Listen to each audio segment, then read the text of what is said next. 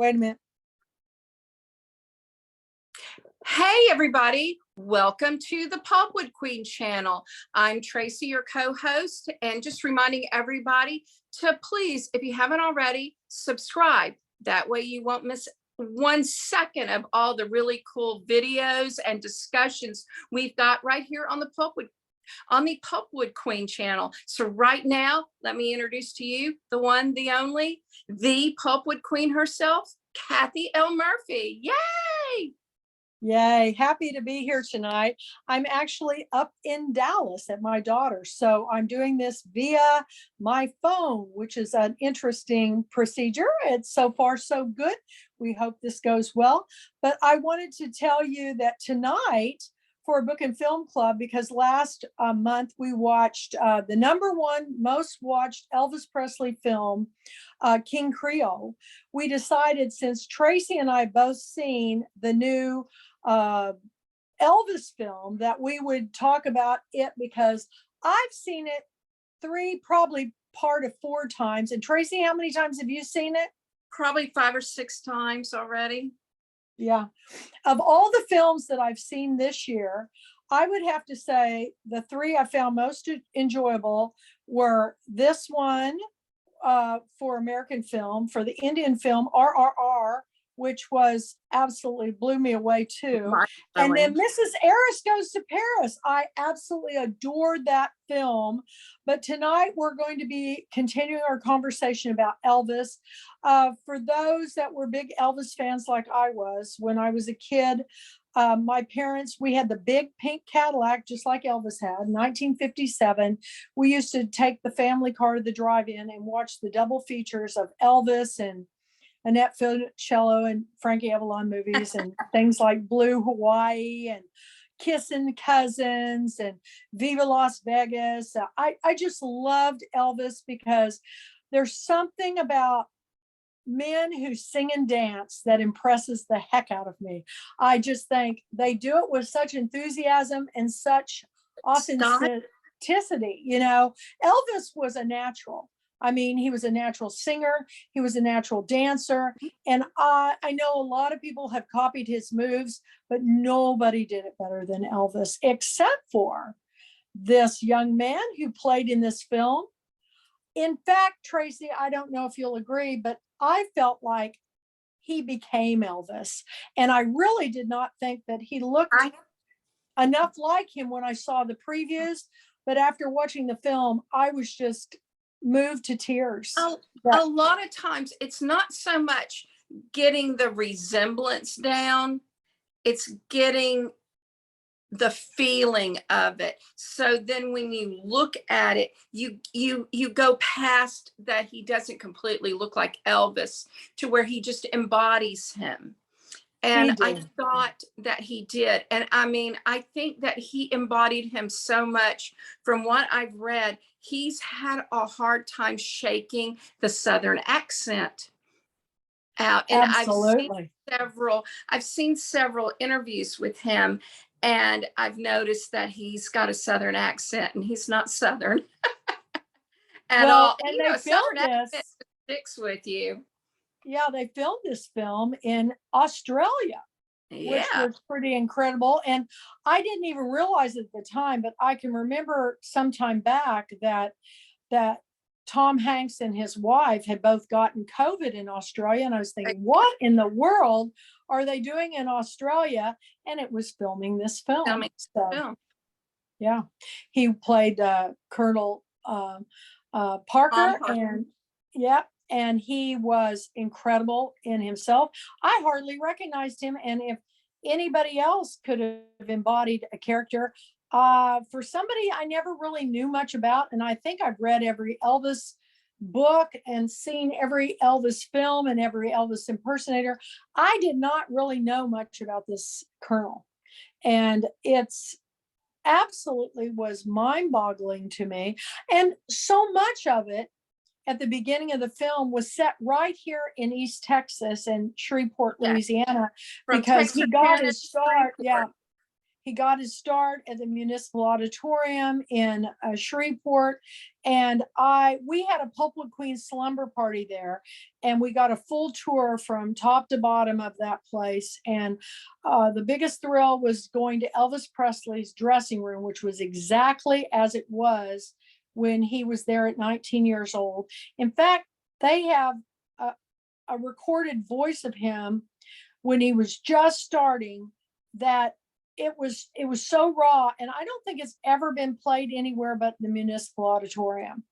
And then going on stage where he performed, and where Jerry Lee Lewis played the piano, and there are lots of stars that got their start in Municipal Auditorium, like Dolly Parton and Hank Williams and Hank Thompson, and even Broadway stars like Betty Davis was one of her first. Yeah.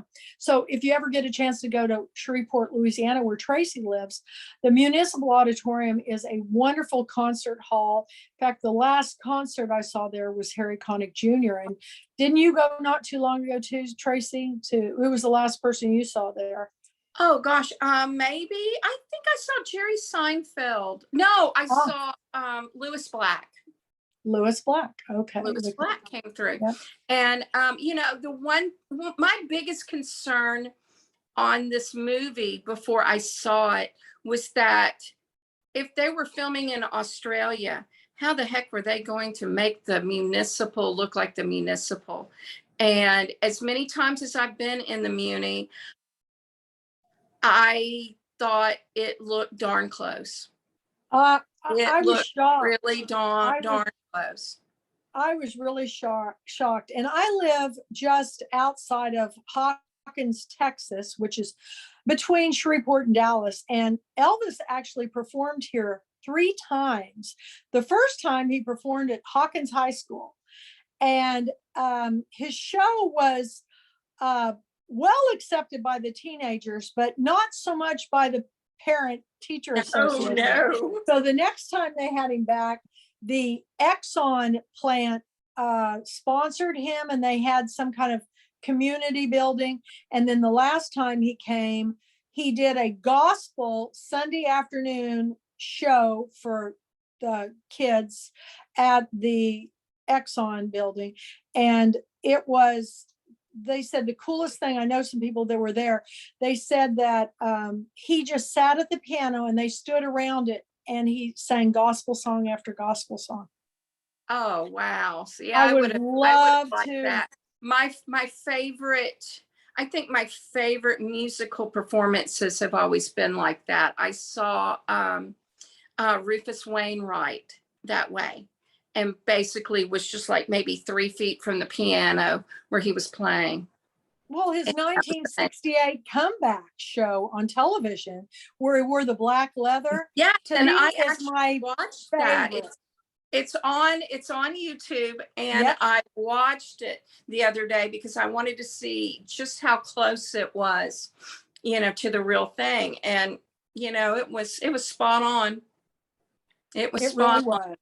Well, let's go back to the movie. So we start with the movie, and Elvis is living in Tupelo, and they live in, it's a pretty meager existence of how they lived. And they mostly, once the father lost the house he built, he actually went to prison for not a non-payment on this loan he took on the house.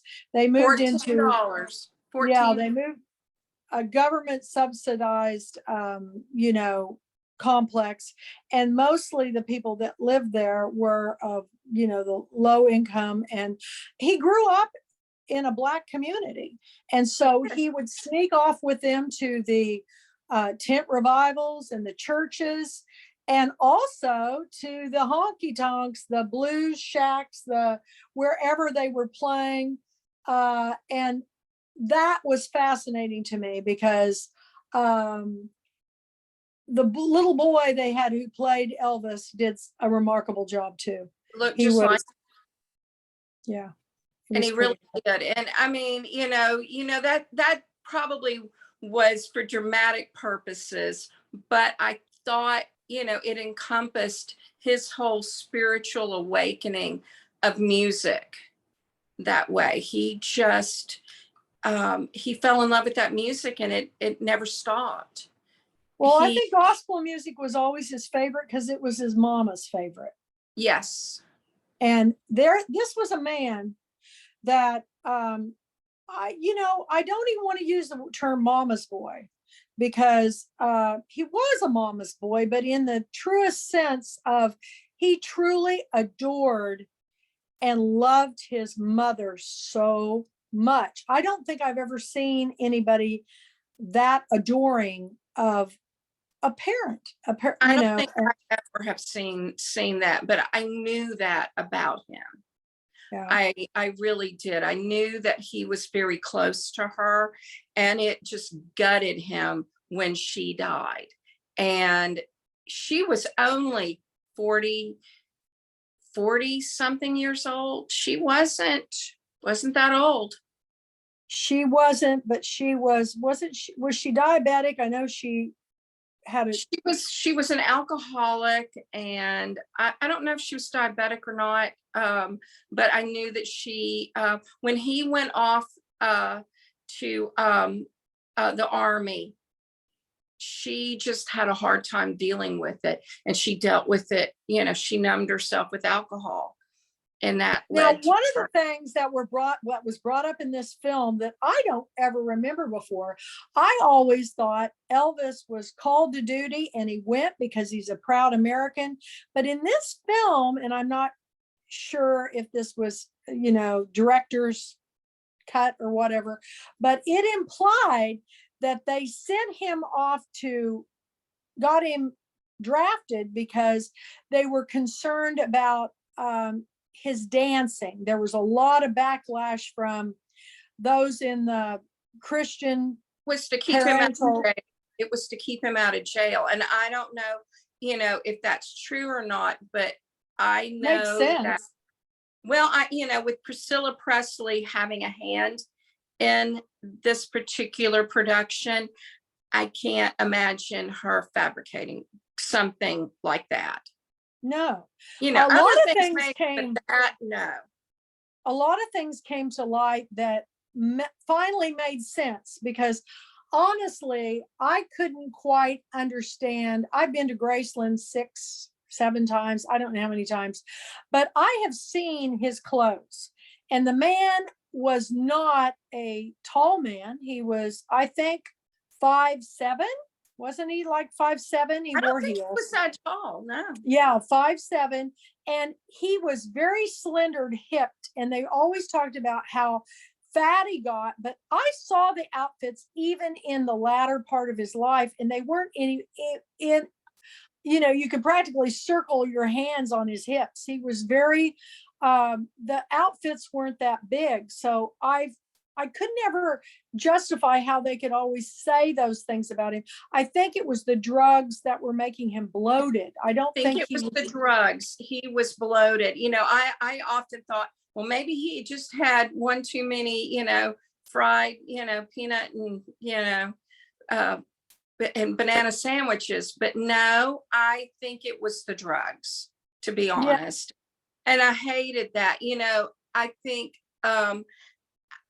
from what I gathered from the movie, the drugs and everything were basically from Tom Parker. Yeah.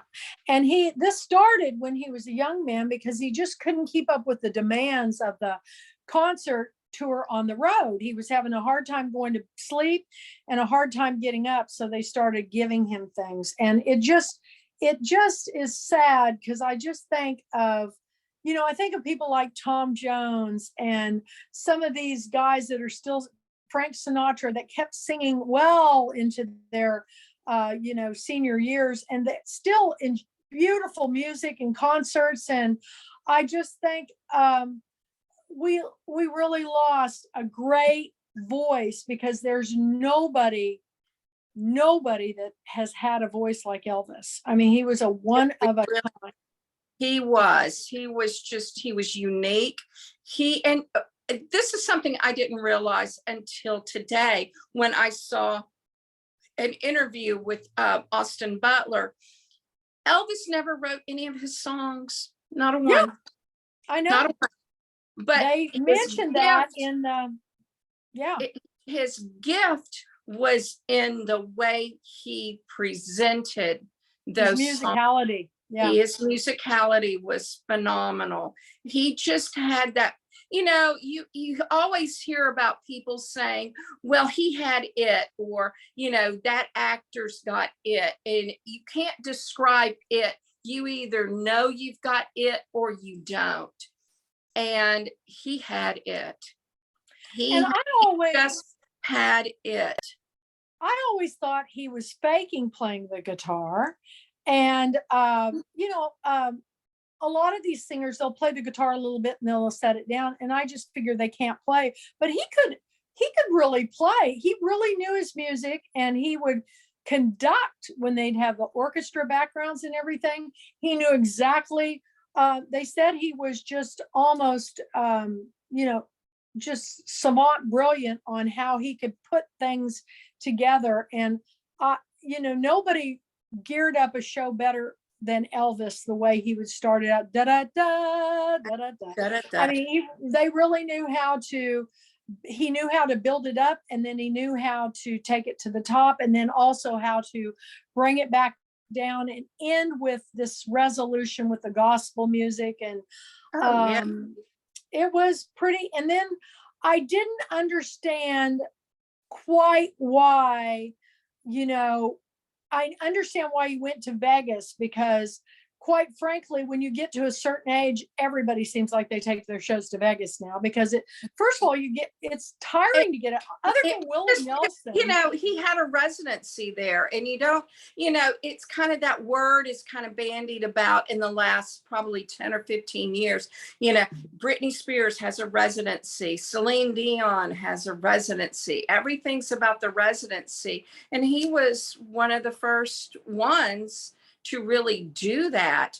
And what's sad about that is, in the movie, it's done because Colonel Tom Parker couldn't leave the country. He could never have gotten a passport. So he held Elvis down and back here in the States because of it.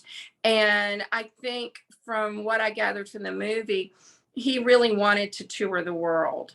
He placated him. He placated him by setting up that around the world streaming from Hawaii, which was so ahead of its time. It's not even funny.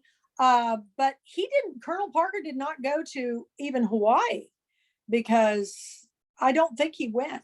But he was very controlling, and he learned how to manipulate. He always would say, I'll take care of your, you know, your daddy, your mother, whatever. And then, and Elvis always said the reason why he bought the Graceland and the Cadillacs was never for himself. It was really for his mama. And, you know, and letting his dad handle his business was for his parents. And he brought in, but now all the stories are coming out that, you know, about Elvis. All of his friends are telling the stories. I realize how much media does all these things. I don't understand, you know, why we can't just get the factual stories. There's a wonderful documentary you sent me to, and what was it on, Tracy? It was a 2-part documentary on Elvis. Elvis Presley, The Searcher. It's really great, everybody. Really, if you're an Elvis fan like me, you need to watch it. So yeah, good companion piece to watching this film, watching that and the 68 comeback special. If you're going to watch anything, those, I think they all kind of go hand in hand with this, because the 68 special, watching that was remarkable. And the way that they did it in the film was, it was spot on, in my opinion. Well, if you haven't watched this film, I highly recommend that you do. And I know you're going to want to turn right around and watch it again, because it is absolutely one of those films where, first of all, it's so incredible how this Austin Butler played the role, how Tom Hanks played his role, how all the people carried on in their roles, and the director, and the music is very different. In fact, I bought the soundtrack and it is very different, but I love it. I love it. It's and, very Baz Luhrmann. It's not, it's not just people singing Elvis songs. It's just a whole nother way to listen to it. And I think, a lot of people will go, well, I talked to a lady that said she didn't like this film. She didn't like the music. She just didn't like a lot of things. And I thought, it's because you wanted it to be in a box. And I'm glad it wasn't in a shiny box, because in order to show Elvis to a younger audience, you have to have an edge to it. You kind of have to have an edge to it. And I think he nailed it. And I think Elvis would have loved it. Oh, I do too. And we went to the Silver Screen Movie Club, which is a senior citizen Gardosian Young She law snuck firm. me in. She snuck me in. I'm not really a senior citizen. Well, we went and we saw it, and I had a woman next to me on the side of me that was elderly, and she was with a cane, and when she got up, she turned to me and she goes, "That was the best film I have seen in ages." And she just walked out so happy. And I just thought, how wonderful, because she was probably Elvis's age if he'd been alive today. So it was amazing. Yeah, she was so happy. And, and it disappointed me that the lady that I talked to, she just hated it. And I thought, I didn't want to see another, Elvis has been done to death. There's been 2 TV series done on him, movies, Lifetime movies, all of it. It's been done. He's been done to death. This was fresh. It was so different. Shot and different. I predict that it's going to win a lot of Academy Awards. I really think it was extra special. And if this young man does not get nominated for Best Actor, I may have to write a letter to the Academy board members, because I'm telling you, I think he's going to get nominated. He was just phenomenal. Also, and I've been giving it a lot of thought lately, because I'm in the middle of recording my audiobook. And my producer is the son of one of the original Wrecking Crew. And a lot of Elvis's musicians were also part of the Wrecking Crew.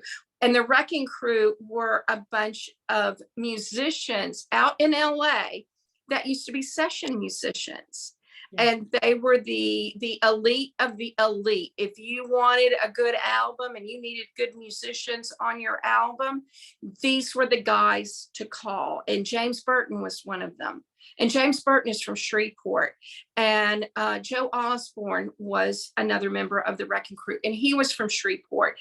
And it amazes me the talent that came out of Shreveport area and being a part of Elvis in his days of music, having James Burton from here, played with him. And he surrounded himself with some serious talent. Well, he was pretty serious himself. And I recommend to everybody, when my daughters were little, I introduced them to Motown, all kinds of music that I love. But one spring break, I took my children and their cousins and great grandma, and we did an Elvis tour. We went to Memphis, stayed at the Heartbreak Hotel. We did all of Graceland. We did that. We watched Elvis movies every night. We swam in the heart-shaped swimming pool. Then we went on to Tupelo and we went through I literally could almost put my foot in the front door and my other foot out the back. That's how tiny that house It is was. a tiny, tiny, tiny little house. It's It very amazed tiny. me that they lived there. Yes. And so it was one of the best trips. We played Elvis music on the CDs all the way down and back. And people couldn't believe that I took my kids to Graceland, but I've been there. I've taken my youth group there. I've taken my author friends there. My best friend lives in Collierville, Tennessee. We've gone there multiple times. So It's a great trip. Yeah, we've got, and you've never been, have you, Tracy? Not been into inside Graceland, but I've been by it several times. Well, but I have been to the Tupelo house.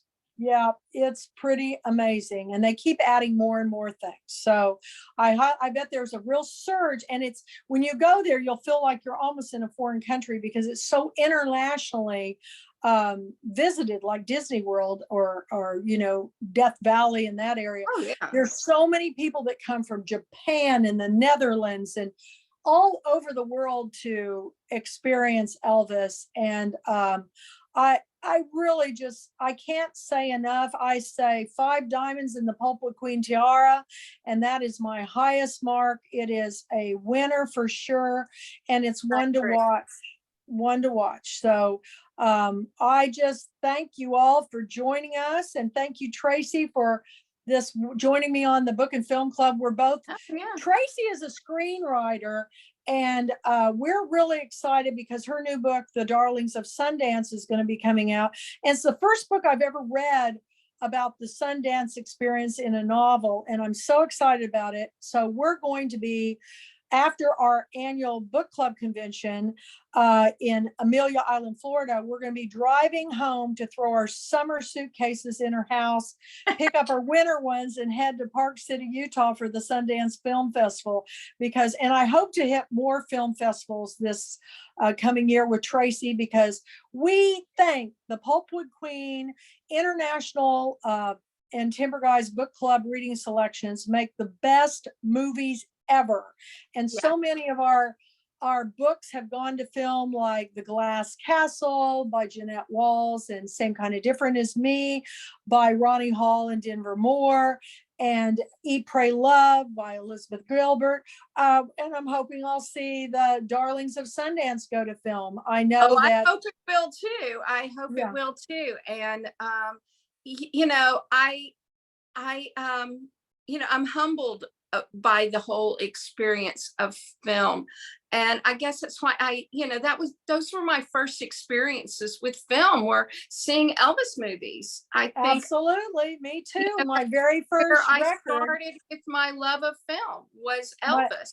My very first record, when I was in kindergarten, we were told to bring a record to play during nap time. So I brought I Just Want to Be Your Teddy Bear by Elvis Presley to the school. And when my kindergarten teacher put it on, she didn't even look at it.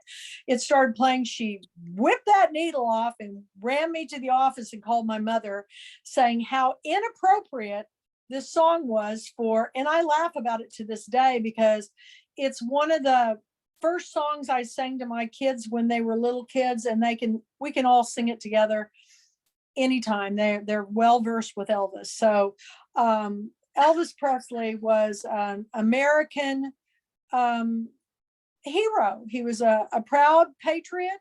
He was not perfect, but he was I think in his heart of hearts, he was a good person. And I think we need to remember the best of people. And I think this film brings a lot of things to light. So I really am thankful that this film was made. And I'm thankful for you, Tracy, for joining me on this venture, because nothing is more fun to me than going to the movies, right?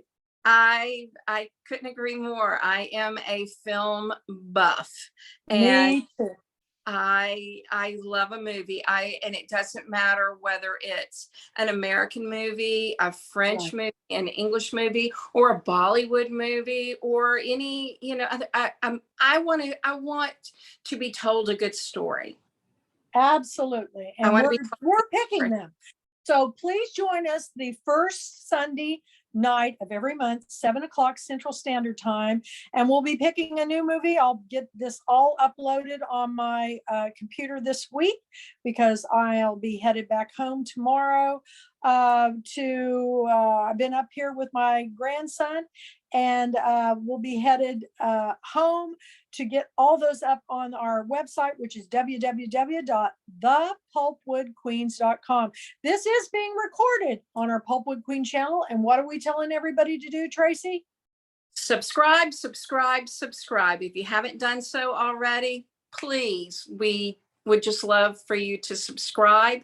And that way you don't miss a minute of all these wonderful videos that come from the Pulpwood Queen herself. Yes, and we're going to be dressing up more this fall. So you Yes. don't know what we're going to wear, but we always try to tie it into the film. So stay tuned.